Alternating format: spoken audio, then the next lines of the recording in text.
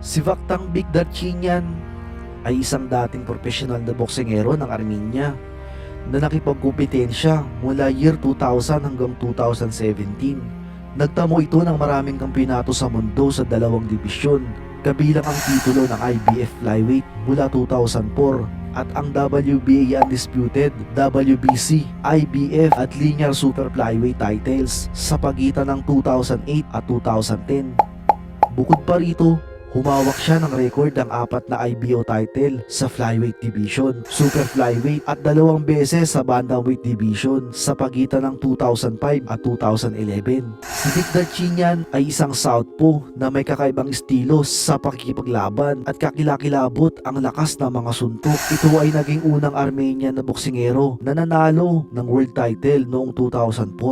Ipinanganak noong January 7, 1976 sa edad na 8. Nagsimula itong maglaro ng boxing sa loob ng komunidad ng Banadsor kung saan napakapopular ng boxing. Ito ay sinanay ng veteranong coach na si Vasgen Badalyan. Nagtala ito ng 158 win, 18 loss na may 105 knockouts sa amateur career. Nakipaglaban si Bagdarchinyan sa iba't ibang bansa at lumahok para sa Armenia sa 2000 Olympic Games sa Sydney, Australia. Lumipat si Bagdarchinyan sa Australia pagkatapos makipagkumpetensya sa Olympic at kalaunan ay naging mamamayan ng Australia. Noong taong ding iyon, si Bagdarchinyan ay naging professional boxer sa edad na 24 noong November 3, 2000.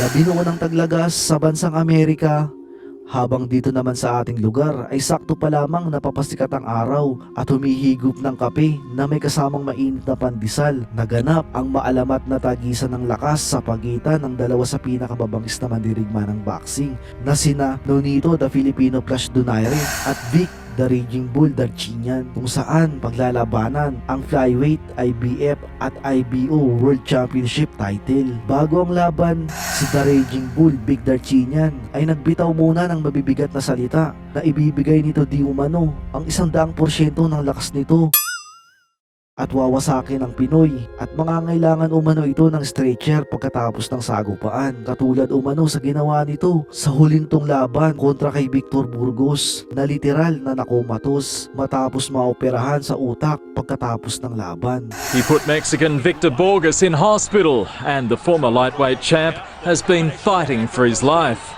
I know that guy. He's now in his bad condition. He's in hospital. So that's why I don't want to talk about this fight too much. Darchinyan's opponent underwent emergency brain surgery after being carried from the ring on a stretcher on the weekend. Borges has since come out of a medically induced coma. Kumpiyansa ito sa kanyang kakayanan sapagkat nasa tugatog ito ng kanyang kalakasan. Sa edad na 31, may kabigatan ng kamaunang fighter na ito. Sa katunayan, isa ito sa top 10 pound for pound fighter noong panahong iyon. Una nitong nakuha ang titulo mula kay unbeaten Irene Pacheco at halos 3 taon niya na itong hawak. 7 beses na nitong matagumpay na nadepensahan ng titulo at 6 dito ay puro brutal na knockout. Isa sa mga nagtangka at nabigo na umagaw ng titulo ay ang nakatatandang kapatid ni Nonito Donaire na si Glenn Donaire noong 2006. Subalit masaklap ang naging kaganapan sapagkat literal na nawasak ang panga ni Glenn Donaire dahil sa aksidenteng elbow shot dito.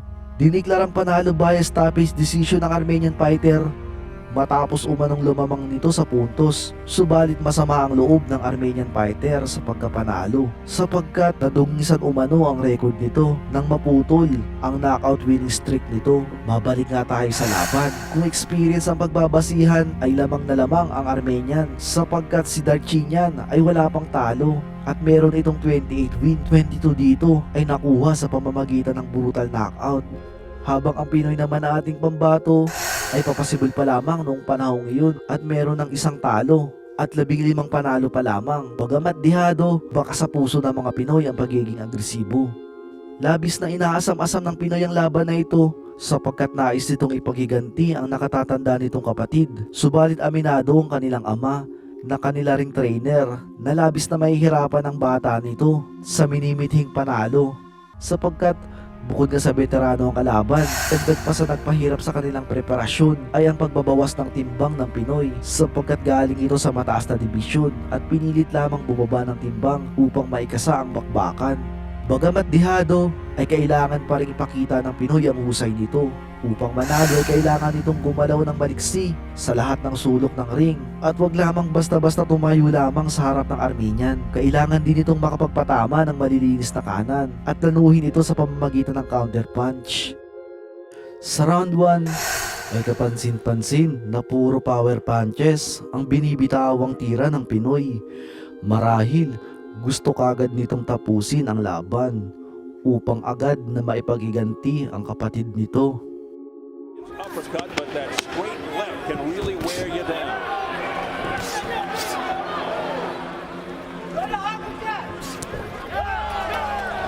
Boy, Donaire kind of buckled there. Subalit pagkatapos ng round ay pinayuhan ito ng kanyang ama at hindi dapat badaliin at manatili lamang sa kanilang layunin upang tagumpay ay marating. Sa mga sumunod na round, nagpakita ng kayabangan ng Armenian. Paangat-angat pa ito ng mga braso at tila ba gustong sabihin na baliwala ang mga suntok na binibitawan ng Pilipino.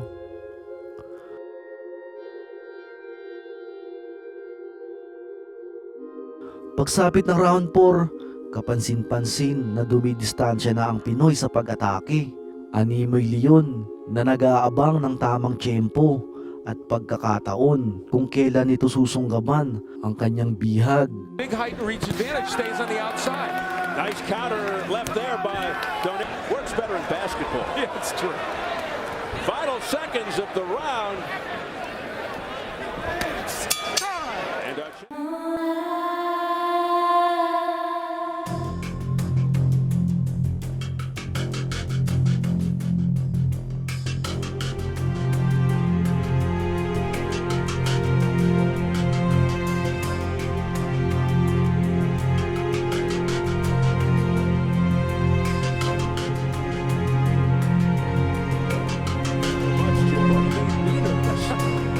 they are two different kinds of fighters.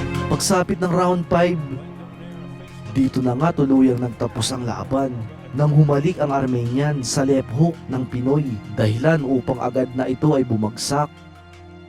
Working well.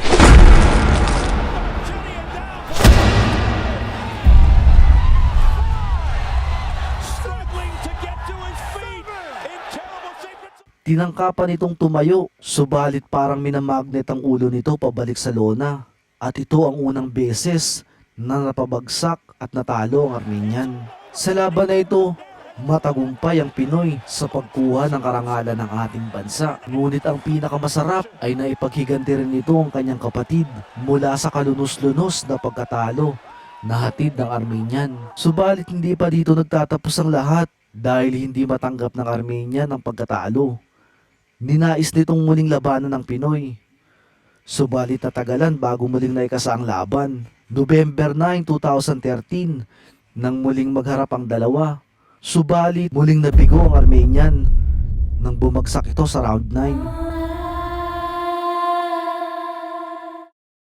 Kung nagustuhan mo naman ang ating video, nais ko sanang humingi sa iyo ng isang pabor sa pamamagitan ng pag-subscribe, pag-like, at pag-comment sa ating comment section upang patuloy pa kami makapagbahagi ng mga laban na tunay na nakapagdala ng karangalan sa mga Pilipino. Maraming salamat po.